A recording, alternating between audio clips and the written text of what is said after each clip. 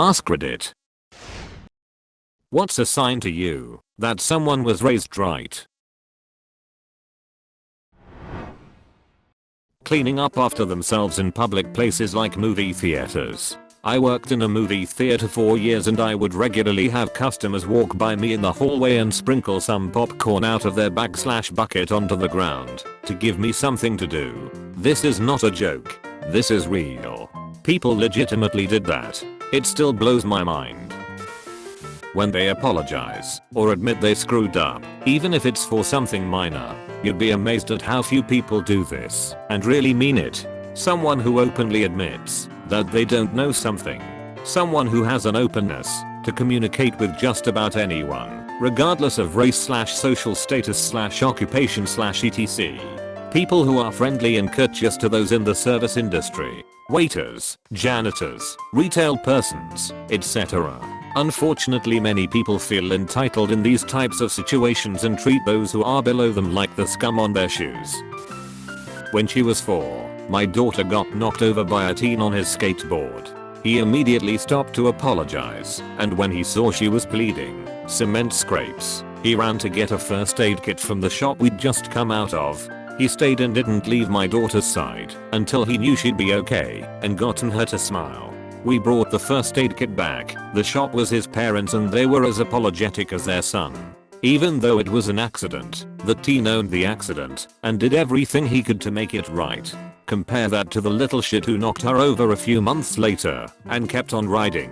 She had some choice words about how well he wasn't being brought up, and I had to try not to laugh. Edit. This only happened twice, and she's learned to pay attention while running like a crazy fool.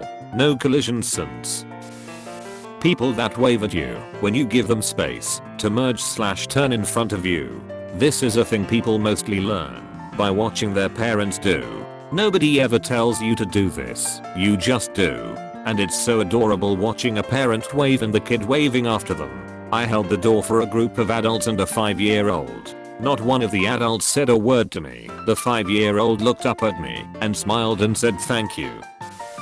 They consider other people around them or who they are with when making a decision. Just watch how they interact with cashiers, waiters, retail employees, and so on.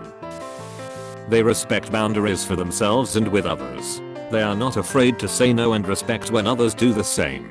Unfortunately, a lack of boundaries is an issue for a lot of people. Children who grow up in a healthy environment typically have secure attachment with others. Handling boundaries well in adulthood is a good indication that they were raised right. I knew I'd like my in-laws when my now husband did the dishes without prompting. I also knew they raised him right when he immediately helped my dog when she was dealing with back problems. He swaddled her up, carried her to the car while my mum called the vet and cuddled me and her the whole way to the vet. The dog is completely healthy now and very happy, but seeing how he just helped and made sure we were okay told me he came from a good family. I love my in-laws. They are generous, funny and have good morals. Also, they live 2 hours away. They don't leave trash behind at a concert/sporting event/play/etc for someone else to clean up. They'll hold the door open for other people, even if they don't know them. First time my BF picked me up from my house, he rang the doorbell, came in, and introduced himself to my family, immediate and visiting aunt and uncle. After dating guys for years who just text, "I'm outside," it was refreshing, and I immediately knew he'd been raised right. Hasn't proved me wrong yet either. They won't take the last serving of something served family style. Instead they divide it in half repeatedly until the remainder is at a molecular scale. This reminded me of when I went to go visit my cousin in California, and he was just taking me around LA showing me the city and whatnot, all the cool touristy things.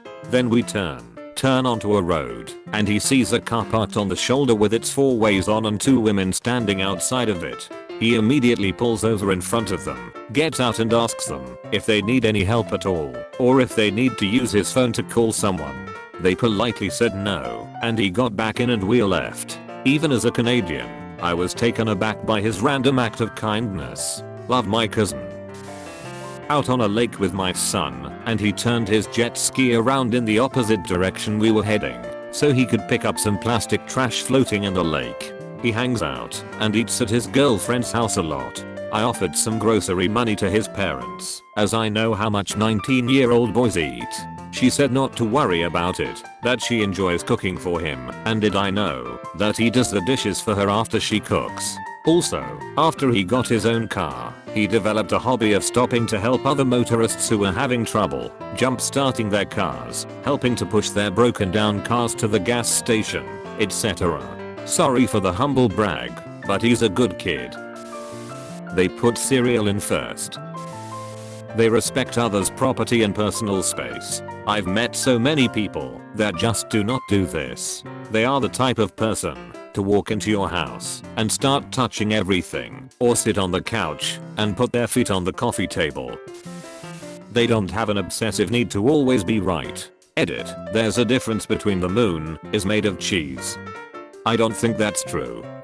Fuck you and your opinion. I want to be right and I know what I'm talking about because I saw it in a cartoon when I was a kid. You're not allowed to tell me anything. And the moon is made of cheese. I don't think that's true. Oh, why? I think it's made of something like stone. Huh. Well, wada yano. When I was younger, sometimes my cousins would come over and raid our fridge and cupboards for food, like they weren't being fed at home. They were, and they'd expect us to give them some of whatever we'd made for dinner, even though my mom had only made enough for us, my 2 parents, and my 4 siblings and I. My siblings and I never would have done that at someone else's house. Offering your friends snacks/refreshments when they come over to hang out, if you're going to have some. I always thought eating in front of someone who can't get anything on their own, since it's your house, was rude AF. On a related note, sometimes when I was younger I'd join my aunt on her mystery shopper runs, and she'd always stop to get food for herself, but never offer me any. Like, WTF, I'm 10 years old, Aunt Tina, you think you'd offer me at least a small side of fries, you asshole. I was going to write more, but I think I mostly just realized I don't like my extended family. They instinctively know how to conduct themselves in social and business situations. Those raised right find a good word to say when appropriate and know how to be respectful of others, even when they disagree. They are respectful, show compassion and empathy toward their fellow human beings, solid work ethic, they are doers and not settlers, they are secure and knowledgeable enough about both their shortcomings and strengths to never feel so insecure that they have to put others down to elevate themselves, nor do they view their abilities as so grandiose that they take on an elitist attitude.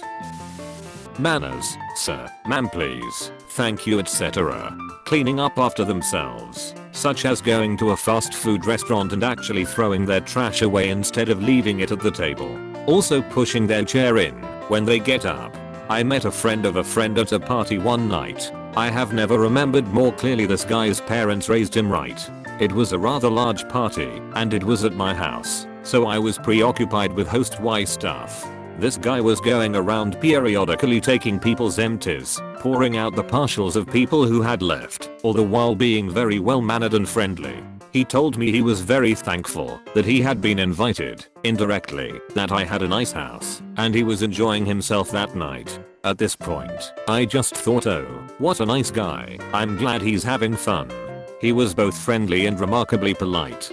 The thing that really sealed it came about towards the end of the night, though. My best friend ended up injuring himself outside with a stereotypical drunk injury, and when I came inside to get some ice out of the freezer for his injury, the dude was already at my freezer with a bag already full of ice for my friend. We didn't even ask him to do any of the stuff he did, but he just did it.